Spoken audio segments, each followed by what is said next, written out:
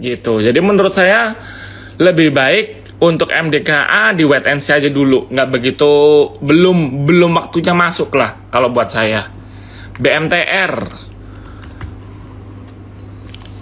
bentar ya. BMTR nggak ada rem turunnya. Jadi teman-teman lihat di sini dari bulan Mei orang banyak yang akumulasi beli nih, pelan-pelan. Sekarang ketika dia lompat naik, jebret, orang-orang pada panik beli semua. Naik, ketika turun udah nggak ada ampun nih, turunnya nggak ada rem. Sekarang di sini kalau kita lihat berarti orang yang beli di bawah sini udah pada jualan semua nih di sini. Nah, yang baru masuk di range harga 350-an ini adalah orang yang telat masuk. Jadi baru baca beritanya atau baru dikasih tahu temennya atau baru baca grup WA yang isinya saham-saham pom-poman, baru ngelihat, oh BMTR bagus ya. Ini sekarang orang kalau kita lihat di sini tuh secara volume nih, volumenya udah sepi. Volumenya kurang lebih hampir sama kayak volume ketika dia ada di angka 270 di bawah angka 300. Volumenya ya walaupun nggak sekecil di sini ya volumenya, tapi kalau teman-teman lihat di sini itu udah mulai menipis. Tapi teman-teman lihat nih lebih banyak orang beli ketimbang orang jual. Berarti ini tuh ya sorry to say adalah orang-orang yang nyebokin orang ketika beli di sini nih. Orang udah cuan di sini pada jualan, di sini pada berekspektasi kayaknya bisa bakal naik lagi nih sampai ke atas angka 400 kayak gitu. Jadi ya mungkin buat teman-teman kalau misalkan udah terlanjur beli, saya sih lebih baik rekomendasinya cut loss aja sih daripada ntar balik ke bawah angka 300 ke angka 270-an. Lebih baik cut loss-nya sekarang sih. Kalau misalkan saham-saham kayak gini ya, saham-saham yang satu hari tiba-tiba bisa jebret, teman-teman ini nggak bisa ngikutin sampai 1 atau 2 minggu. Jadi misal nih ada berita BMTR naik 1 hari, maksimal kita bisa masuk itu besoknya. Kalau misalkan udah terlewat 3 hari, 4 hari, atau bahkan 1 minggu yang lalu, lebih baik gak usah ikutan masuk. Jangan FOMO. Karena story-nya habis. Jadi teman-teman kayak yang di sini nih, pada nyangkut semua. Gitu. ICBP. Wah, ICBP baru rilis laporan keuangan. Laporan keuangannya itu kan jelek. Disebabkan oleh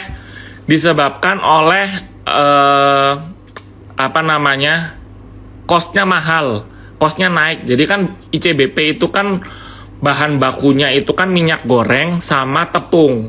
Di mana harga minyak goreng sama harga tepung ini udah naik di kuartal ke-1 sama kuartal kedua. Terus juga si ICBP ini kan dia punya obligasi. Jadi dia punya kewajiban untuk bayar hutang, di mana obligasinya ICBP ini dalam bentuk dolar.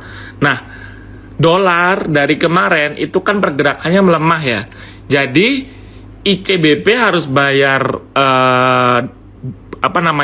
harus bayar utangnya dengan bentuk dolar. Jadi kan harus dikonvert dulu nih dari rupiah ke bentuk dolar. Akhirnya nomboknya jadi makin banyak.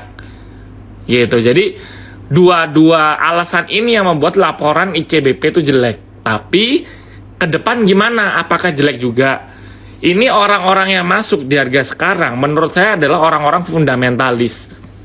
Kenapa saya bilang orang-orang fundamentalis? Karena mereka yang masuk dari kemarin sama hari ini, kalau kita lihat kan volume beli tinggi nih, berarti banyak orang masuk. Mereka itu berasumsi atau beranggapan bahwa story jeleknya ICBP yang saya mention 2 tadi itu udah habis. Ya kalau misalkan kita ngomong forex, dolarnya ini masih menjadi salah satu downside risk-nya lah. Tapi yang untuk untuk harga tepung sama minyak gorengnya itu kan berarti udah diasumsikan flat nih, karena kita ngelihat laporan inflasinya juga kecenderungan udah mulai stabil, udah nggak ada potensi kenaikan lagi. Nah, kita ngelihatnya, orang-orang ini ngelihatnya di kuartal kedua kemarin, di akhir kuartal kedua ICBP baru baru mulai naikin harga mie gorengnya. Dan di bulan September nanti katanya juga mau naikin lagi mengikuti angka inflasi. Nah, kalau kita asumsikan volume penjualannya sama, terus cost-nya juga udah sama kayak kemarin, nggak ada perubahan lagi, nggak bakal dinaikin lagi. Jadi dia bisa mencatatkan keuntungan harusnya di kuartal ketiga sama kuartal 4. Tapi tetap downside risk-nya atau potensi dalam tanda kutip potensi kerugiannya ECBP itu masih tetap kalau dolar tiba-tiba masih ada di atas angka 14.900 atau misalkan tiba-tiba ke angka 15.000, atau Pertalite naik yang membuat angka inflasi tiba-tiba juga asumsinya kan kalau Pertalite sampai 10.000 nanti inflasi bisa ke angka 7% lebih. Nah, ini potensi risikonya. Jadi orang-orang yang masuk sekarang itu mereka betting optimis kondisi ekonomi Indonesia tetap bagus, terus juga ngelihat potensi pertumbuhan ICBP ke depan tuh masih oke. Jadi mereka pada masuk dari harga sekarang.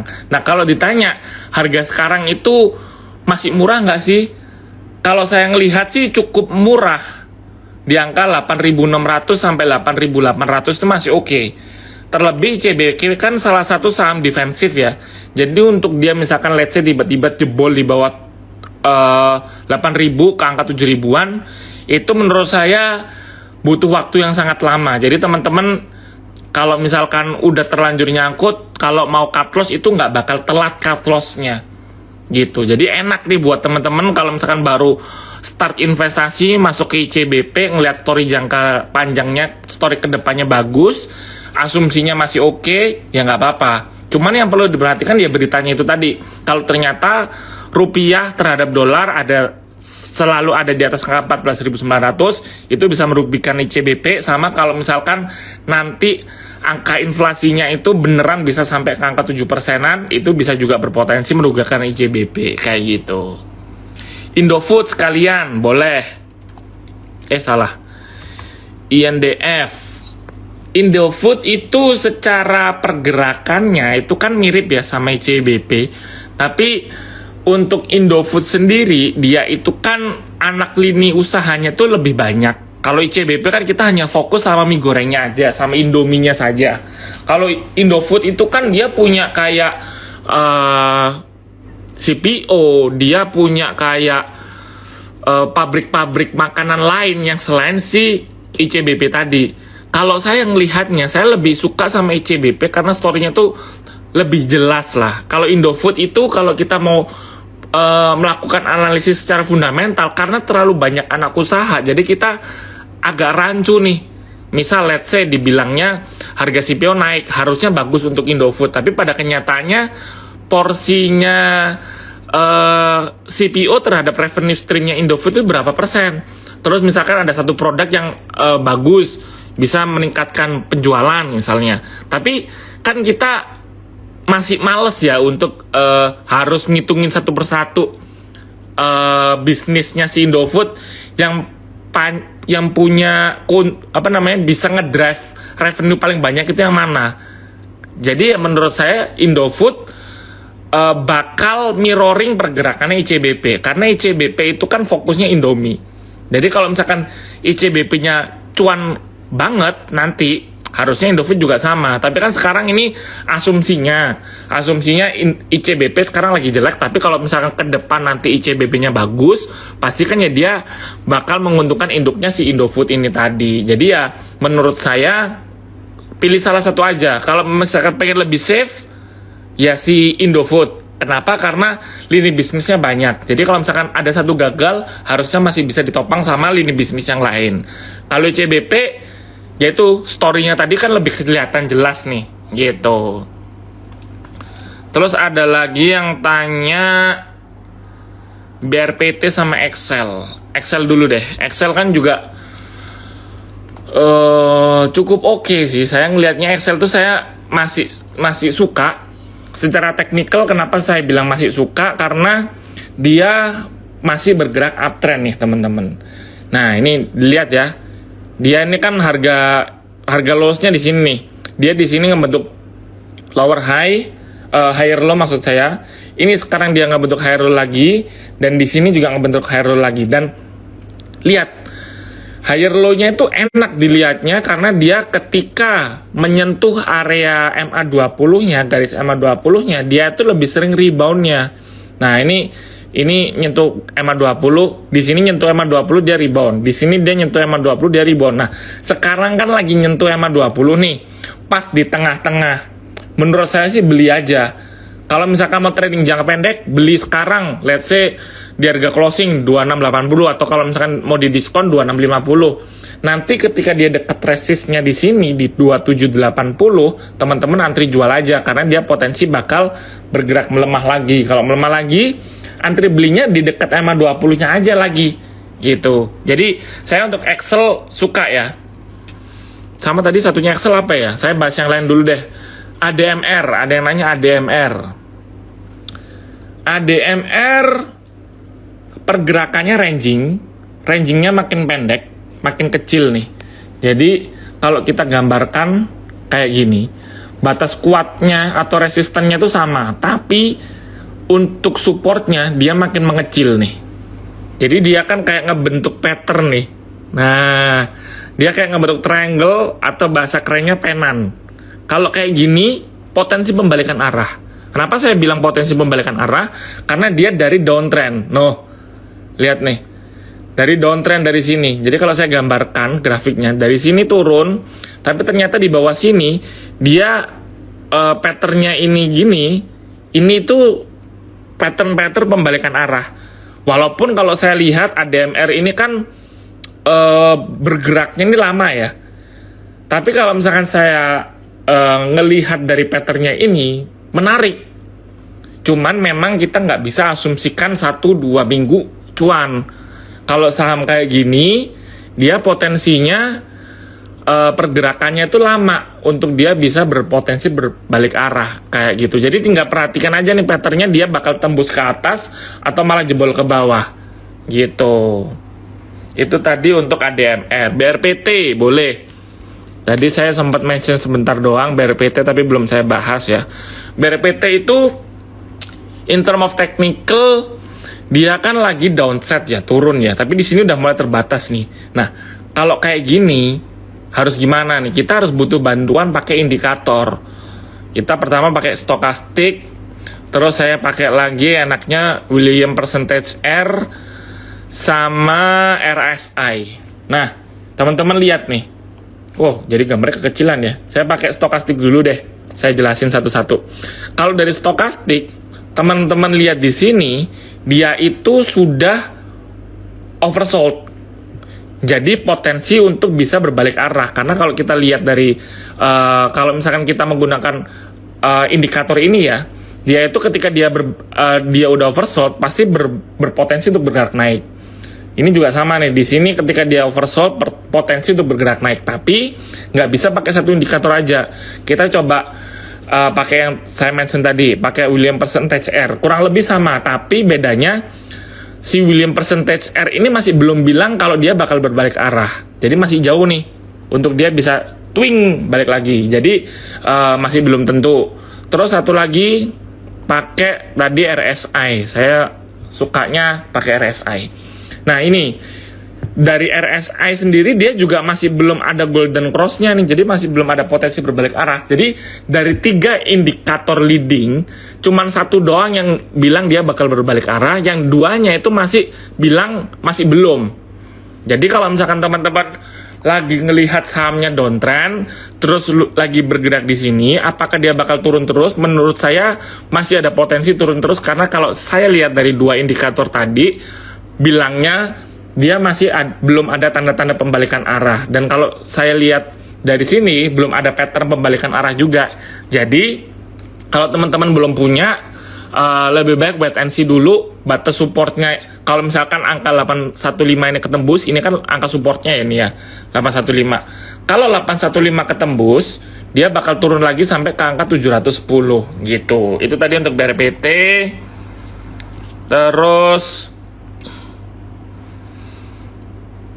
ABMM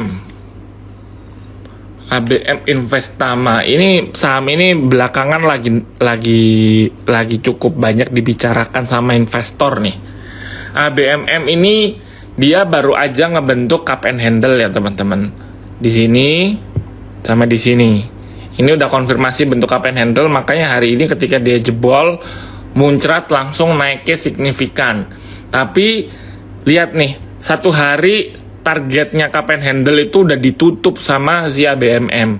Takutnya kalau misalkan pergerakannya kayak gini, teman-teman yang belum masuk ya, yang belum masuk lebih baik kalau misalkan mau masuk nunggu dia koreksi. Tapi kalau misalkan yang udah punya, misalkan beli di 2.800, 2.900 bahkan, nggak apa-apa di hold aja dulu. Karena kita ada target itu, ini kan untuk targetnya 3110 itu merupakan target dari cup and handle-nya. Kalau 3110-nya dia tembus lagi, dia bisa naik sampai ke at least 3320. Itu untuk ABMM. PTPP, kemarin kita udah bahas banyak ngomongin tentang infrastruktur ya. Jadi malam ini saya nggak bakal bahas fundamental infrastrukturnya, saya lebih ngelihat teknikalnya. Oke. PTBP dia baru reboundnya juga enak nih, volumenya jelas, volumenya tinggi menurut saya. Tapi kalau dibilang apakah dia bisa bergerak naik lagi, masih bisa, potensinya masih mungkin untuk dia bergerak naik. Jadi teman-teman, mumpung pergerakannya sekarang ada di area-area support di 990, masuk aja. Karena saya ngelihat harusnya dia masih berpotensi untuk naik ke angka 1090 gitu. Temas belum menarik. Temas masih belum menarik ya. Temas itu lama-lama makin turun nih. Kalau saya ngelihat salah. Mana ya? Ini. Kalau saya ngelihatnya Temas itu masih bergerak downtrend, walaupun sekarang sudah mulai gini nih. Kalau saya mau beli, tunggu dia konfirmasi naik dulu nih. Kalau misalkan dia turun, baru udah ke sini, berarti ini berapa nih? 2.600, baru saya mau beli. 2.500 lah. Tapi kalau misalkan sekarang masih di 2.300, saya masih takut karena dia masih ada potensi bukannya ke sini, tapi malah turun ke sini. Nah, malah sampai ke bawah 2.000. Saya sih lebih baik kalau mau beli ketika dia udah beneran berbalik arah, udah konfirmasi nih patternnya ini di at least sampai 2.500 atau 2.600. Itu untuk Temas. Antam, aneka tambang, aneka tambang, aneka tambang ini, bentar ya, aneka tambang itu harusnya oke loh, agaknya cukup menarik. Kalau misalkan kita coba asumsi beli di range harga 1.900 sampai 2.000. Tapi saya nggak berani bilang dia bakal bergerak naik dalam waktu dekat.